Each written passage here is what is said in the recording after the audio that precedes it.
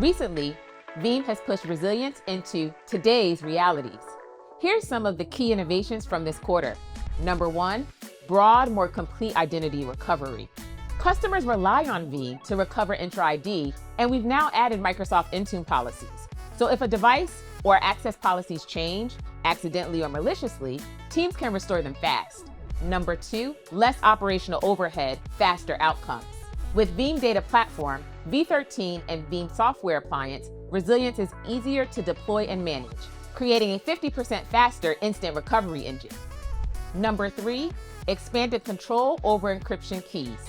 Bring your own key for Microsoft 365, now in limited preview and expanding to Vault in March, lets organizations with compliance and sovereignty requirements keep their keys in hand.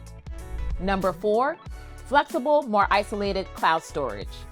Veeam Vault expanded to better align with your existing hyperscaler and storage investments, giving you more choice in how you secure and store critical backups.